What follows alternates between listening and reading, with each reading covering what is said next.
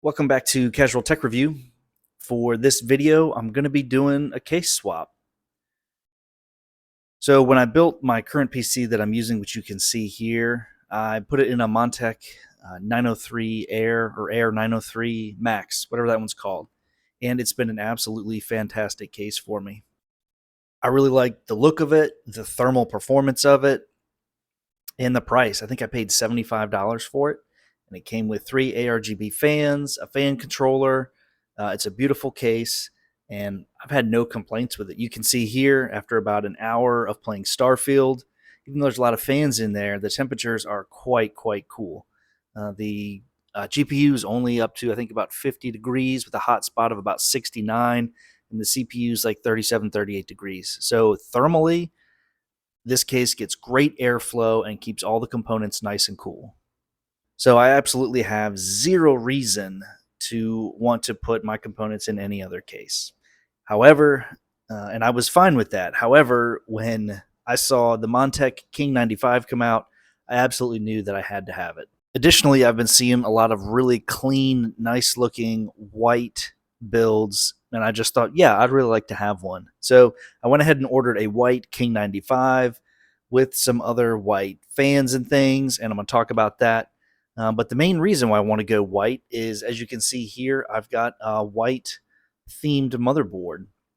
I didn't initially plan to have one, but I got such a great deal on this motherboard that I absolutely had to take it up. This is a Asus ROG Strix Z690 gaming Wi-Fi motherboard. I think it goes for like $400 or $500 these days, brand new, and I got it almost brand new for $80 on Facebook Marketplace. So it's a great deal. It's a really capable motherboard. I really like it, but it is white, and so I think it's going to look absolutely awesome. And the King 95 does come in 2 flavors. It comes in the Pro and just the stock King 95, and the Pro comes with a bunch of fans in it and an ARGB hub.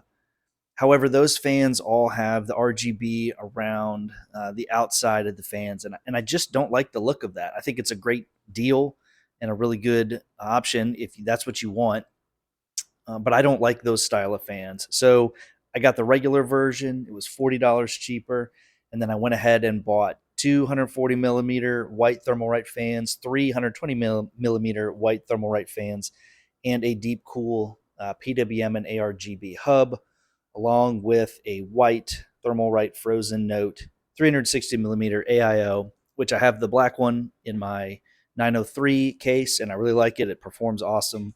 So I had no reason not to go with another Frozen Note for this build.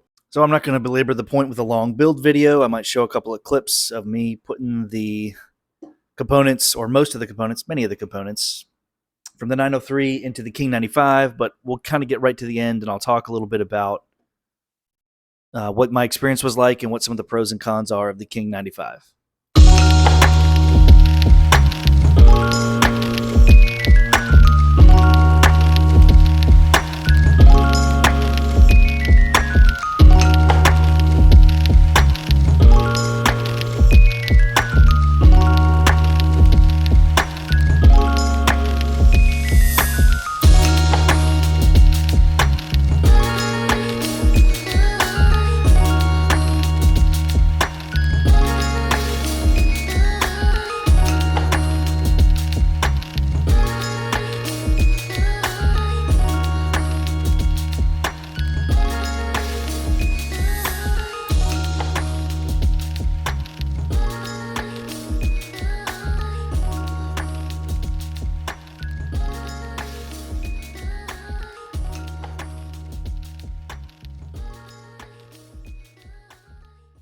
So for my overall impression, I really like this case, the King 95.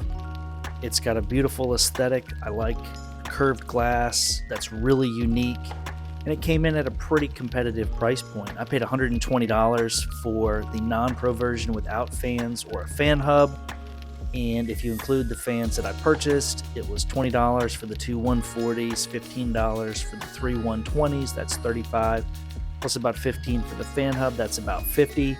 Puts me about $10 higher than the Pro. If you had 50, 120, 170, it's compared to 160. but overall I like the look of it better, and so I'm happy with paying just a little bit more to get the look that I wanted from the fans. As far as the build experience go, it was super easy to build in this case. The glass panels pop right off, the rear panel pops off. It has a removable radiator tray, so you can pull it out, you can hook your radiator to it, and then just drop the whole assembly right onto the top of the case. There's a ton of space, plenty of places to run cables through, and I need to clean mine up a little bit. But other than that, I mean, it was really, really easy. In the back, there is an absolute ton of room for all of the cables, especially when you take out the hard drive tray. I don't have any old spinning hard drives to put in here. It's all NVMe stuff. So I took that out and had plenty of space for my cable extensions and everything. Cram it all in the back, clean it up, and absolutely no issues. So for the price and the features and the overall quality and the feel of it, I think this case is absolutely an excellent bargain for this style.